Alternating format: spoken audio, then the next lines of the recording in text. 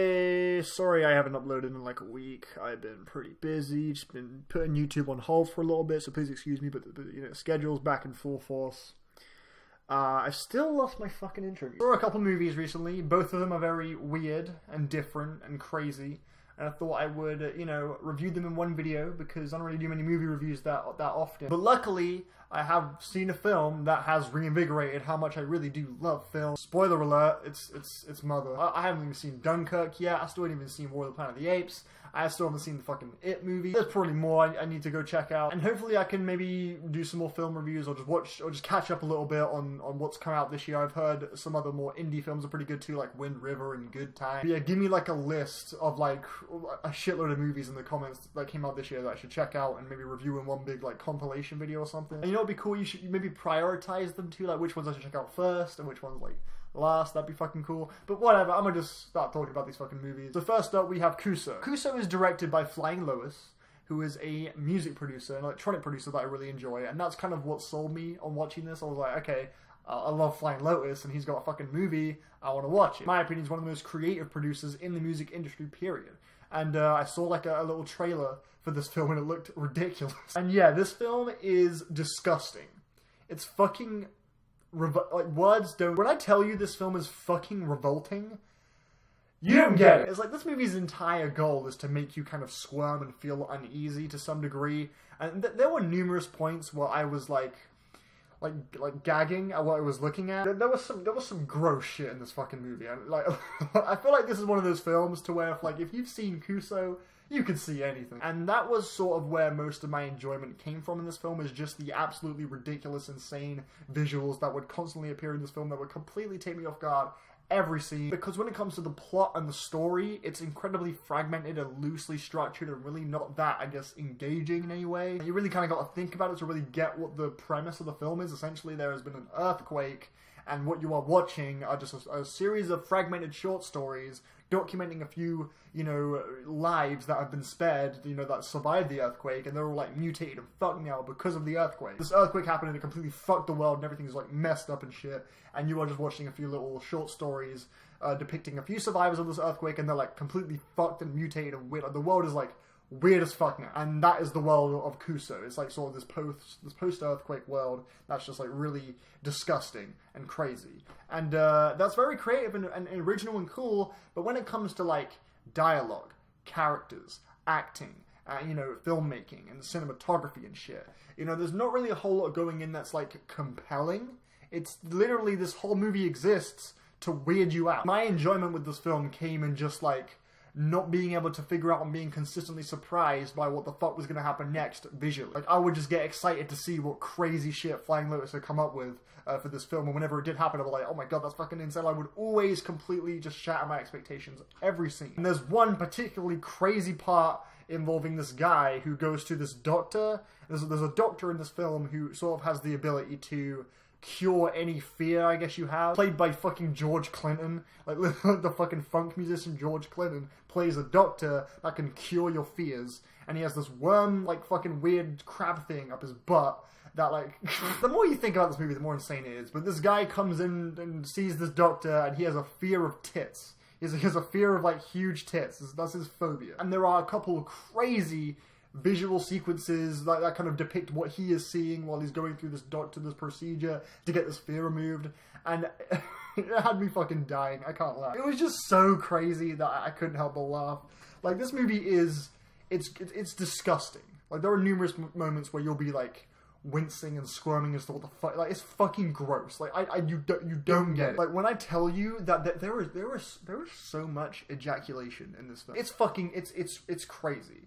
But there comes a point, like, I'd say around 40 minutes in, where you sort of give in to the insanity and you just kind of look forward to every insane thing that's going to come up next. All the gross shit like that you've been seeing up to this point, it doesn't even seem gross. Like, when it comes to 40 minutes in, it's like, yeah, I've seen it all at this point. Just give me everything you got, fucking Flying Lotus. And yeah, there's never a point where he doesn't surprise you in this film. Performance-wise, like, no one's really trying to be like a character you can relate to. That everyone in this movie is trying to just be weird, and they all succeed, so I guess the performances are really good. The humor was pretty entertaining. Like, Hannibal Buress is in this film, and he plays He plays this thing, and it's funny as fuck. Tim Heidecker's character is really like weird and quirky and kind of goofy.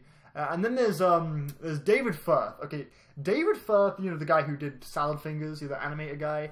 He has a role in this film, and oh my god, words don't exist to describe how fucking unbearably revolting his character is. This is an incredibly unique film, and I recommend it if you're looking for just something insane and something that's just going to completely stick with you. You're probably never going to want to watch it again, which is completely fair enough. You're not going to come away like remembering like a cool plot twist, like a cool little story moment or some good characters. You're going to come away scarred for life. And I mean that in a positive way. Like at the end of the day, I had a good time with Kuso. It gave me what I wanted. It was gross. It was crazy, but it's one of the most creative, original, and absolutely fucking bonkers off-the-wall films I think I've ever seen in my life. And even though the only emotion I came away from this movie with was, ugh, that was crazy. Despite that, even though I didn't really get anything deeper than that with this film, I still would say I had a really good time with it, just because it was just so insane. I'd probably give it a 7. 7 it's a good movie. It's not great because it's literally just like visual insanity for 80 minutes. It's not a very long film either. It doesn't even crack the 90-minute mark. So yeah, if you've got an hour, 20 minutes to spare and you want to see something that's going to fuck you up, then yeah, Kuso is the place to be. But yeah, moving on to Mother. Mother stars Jennifer Lawrence and Javier Bardem, Ed Harris, Michelle Pfeiffer, a few other people. And yeah, it's directed by Darren Aronofsky, who's a very talented director in my opinion. He did Black Swan, as well as that Noah film that came out a few years ago, and Requiem for a Dream, which in particular is a great fucking movie. Love that film. He's done a few other films too, but yeah, essentially he is known for making very, like, you know, effective, impactful films that leave like a pretty serious, like, holy shit effect on you when you're done watching them. So yeah, I just kind of went into this film expecting, you know, I wasn't really 100% expecting that Darren Aronofsky like craziness, because his last film Noah was pretty straightforward and linear and not quite as insane. It was a pretty just a movie depicting the Noah's Ark story, you know, nothing too crazy. But yeah, anyway, so Mother, right? This is, I'll just say it. It's the best fucking movie I've seen all year, without question. I think I enjoyed this film more than any. Like Get Out was my favorite film this year, but I think this movie overtakes it. This is amazing. I thought this was ill as fuck, dude. This shit was awesome. The way it presented itself, and the way it was like structured, and the way the story was told, and then the filmmaking and everything, it was just so weird. You just couldn't pinpoint what the fuck it was trying to do. At least for me, like with the first like 45 minutes, I was just like, where is this going? I was just like a little unsure, you know, like a few visuals like at the very beginning, the very first shot of the movie had me like, okay, this is weird. And at the first few minutes, like everything was sort of like springing to life and shit. I was like, okay, well, I'm not really sure what we're in for.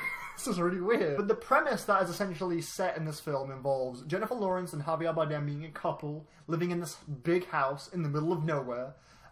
It's just kind of just in like this field or something. They're just living real peacefully, and then just like these people start like showing up at their house, and we're sort of following Jennifer Lawrence, and she's really confused. She doesn't know who these people are, but Javier Bardem is just inviting them in.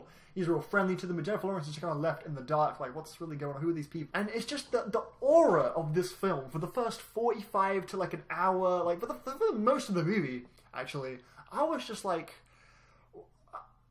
what? I just couldn't pinpoint what the fuck was going on. Like, it was just so weird. Like, the way people were talking in this film, and the dialogue, and the way they were acting, and the way certain characters would just come into the picture, like with Ed Harris and his kids, when they just kind of bursted in and started talking. It's the way it was done, it was just so unnatural. And yeah.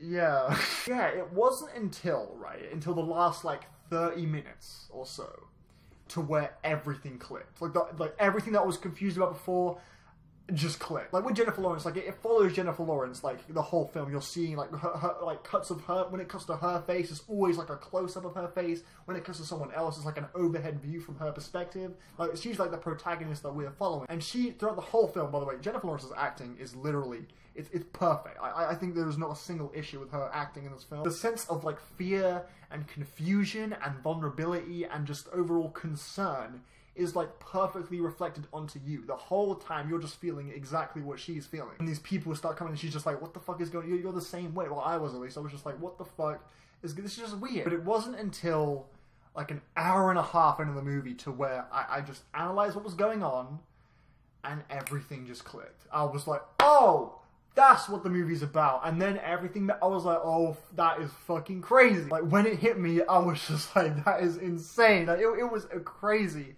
reveal. It wasn't even like a reveal. I just, like, it just clicked in my brain. Like, when I thought about, like, what Javier Bardem's character was doing at this time in the film and how people were reacting to him and just, like, all the previous events and just, like, what was going on with Jennifer Lawrence, when I just analyzed what was happening, everything just made sense. And I think the way it was set up, the way it inched you along and had you like, okay, what the fuck? Something ain't fucking right. This is kind of fucking weird. And then it just clicked. And it was such a gratifying moment for me. The level of intensity this film presents you with as well, especially in the second half, the way it just keeps revving up and getting more insane, it just really was quite effective. And the way that you would see everything from Jennifer Lawrence's perspective, so you would be so tightly engaged with how her character was feeling. Anytime she was like shocked or scared or worried, you would just feel that too, and it just kept you locked in. There's never a point where your mind will start wandering or you'll start thinking about something different. You'll always just like, well, I was at least, just always from beginning to end, just confused and just like intrigued by what was happening until everything sort of clicked for me. But yeah, I don't want to dive too much into spoiler territory, although I do, but I'm not going to. I'm gonna just leave it there. I thought this film was incredibly creative, incredibly fresh, original, unpredictable, and exciting, and it reminded me why films are just so great. The only problem I have with the film, okay, is that there is a series of events, or a scene, I guess, in this film that is essentially repeated twice. A series, like, something happens in the film at one point where, like, it's just like, getting crazy, and, like, I feel like they do that same thing again, and the way it's tackled the second time is damn near identical to the first time. Until, of course, it starts escalating and shit. I'm speaking, like, kind of vaguely so that I'm not spoiling what happens, but yeah, like, basically, the way it's depicted, this the same series of events is sort of done twice, and I think maybe the way they could have tackled it the second time around could have been, like, in some way different, the way it was, like, shot, or the way it was just, like, depicted. Filmmaking-wise, it just felt like a bit of deja vu for me, and I felt like I was just like, okay, so we're doing this again, alright, cool, gotcha. But, I mean, it was still entertaining, but I feel like they could have tackled it in a more kind of refreshing way. But regardless, I had a fantastic time with Mother. It's my favorite film this year so far. I'm feeling a 9 out of 10. I thought it was exceptional, and I recommend it. I recommend you see it now. I think you should go see it as soon as you can. Apparently it's not doing too well in the box office either, which is a real shame, because this is one of the most inventive, creative, and just boundary-pushing and insane films I have seen in a while. And yeah, cool. Those are my thoughts on these two movies. But fuck it, I'm gonna just use the original fucking music I would use. Like at first I would use this as the intro/outro, but then I made like my own little beat, and then I started, making my own shit. This is a song I thought was pretty cool. It's from a movie called The Guest that I like a lot.